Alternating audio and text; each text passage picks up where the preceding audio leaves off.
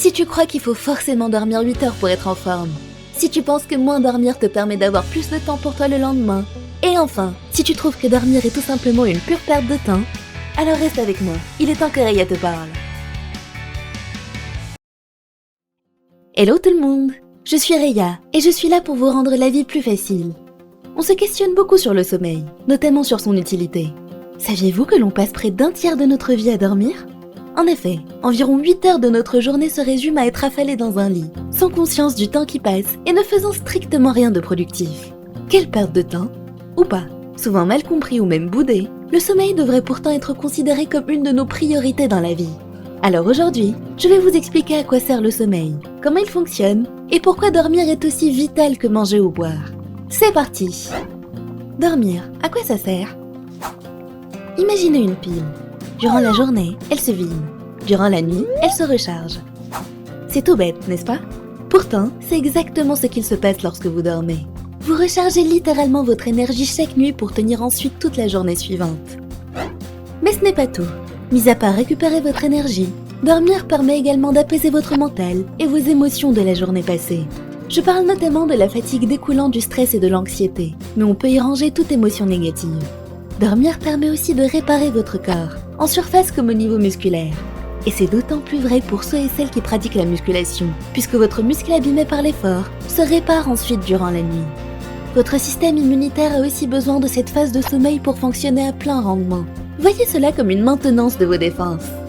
Enfin, le sommeil a un impact significatif sur la mémoire à long terme.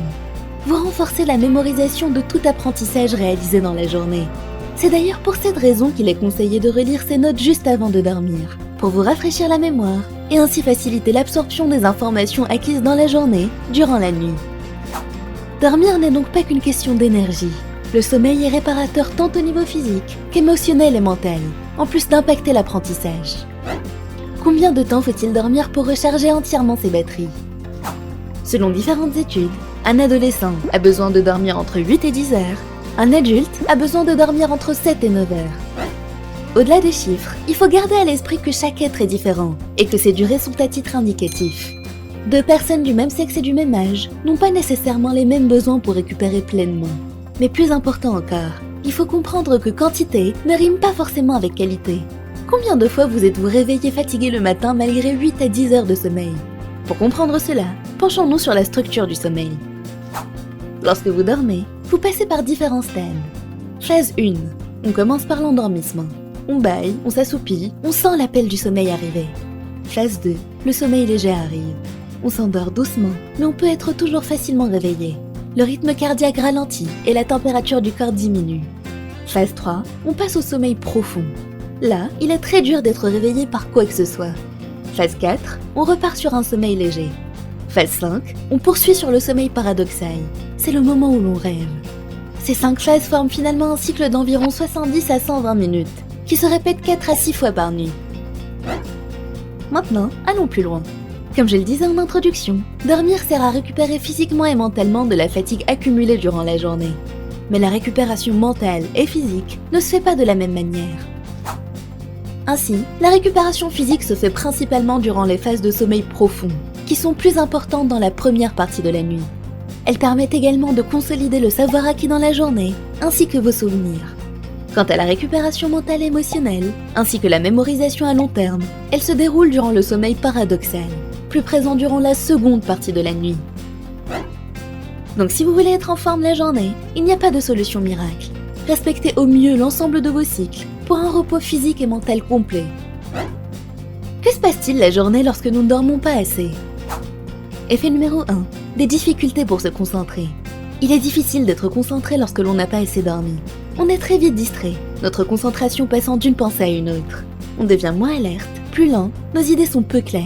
Cela impacte en conséquence notre attention globale, ainsi que nos capacités de raisonnement et de résolution de problèmes.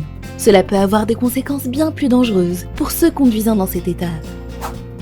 Effet numéro 2. Des difficultés à retenir ce que l'on apprend. Comme nous l'avons vu, dormir joue un rôle essentiel dans la mémorisation et l'apprentissage. Sans un temps de repos suffisant, le cerveau ne mémorise pas totalement une nouvelle information.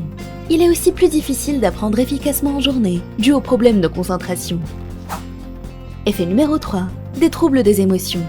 Manquer de sommeil nous rend plus irritables et moins patients. Nos relations avec les autres deviennent plus tendues.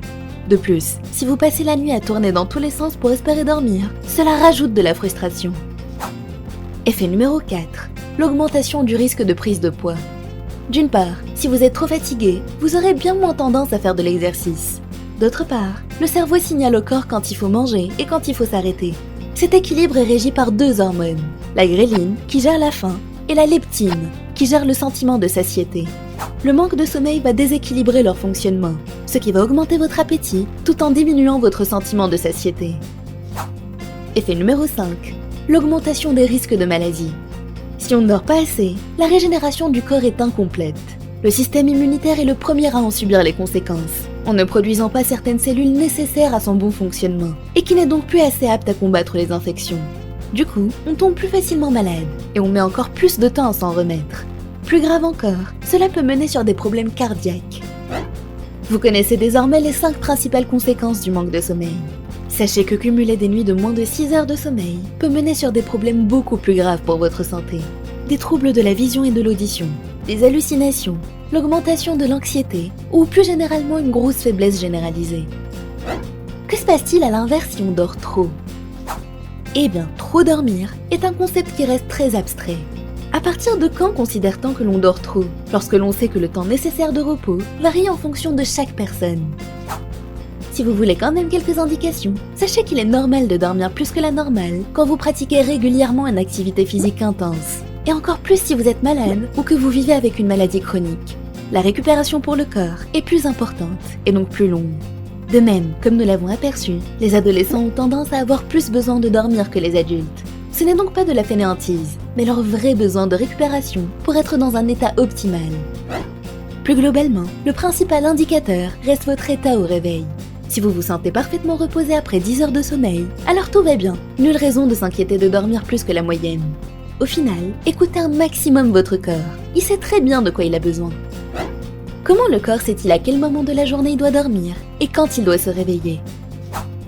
Comme pratiquement tous les êtres vivants, nous possédons une horloge biologique interne qui permet de réguler tout le fonctionnement de notre corps.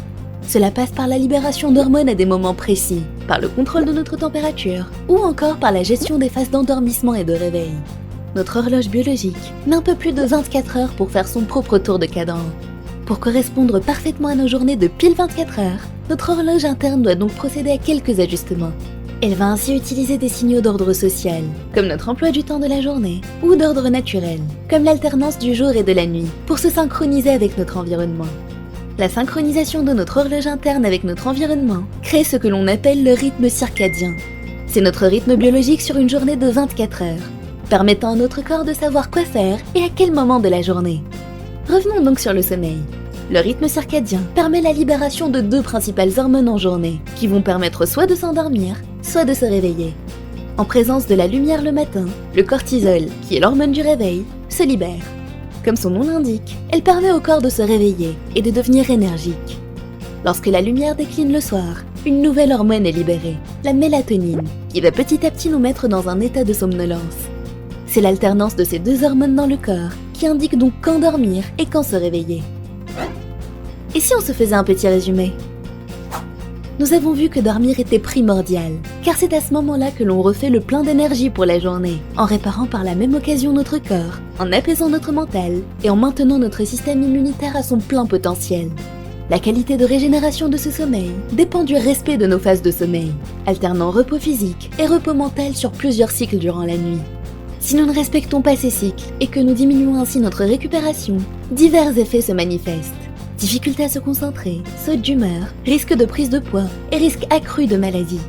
Cette période de sommeil est soumise au rythme circadien, dépendant principalement de l'alternance du jour et de la nuit. Le rythme circadien contrôle la diffusion de 2 hormones, le cortisol et la mélatonine, au fil de la journée. Voilà, je pense que nous avons fait un grand tour d'horizon sur le sommeil. D'autres vidéos viendront prochainement approfondir encore plus le sujet, alors restez à l'écoute. Si vous avez des questions ou si vous voulez en discuter plus en détail, n'hésitez pas à le faire en commentaire. Prenez soin de vous et à bientôt!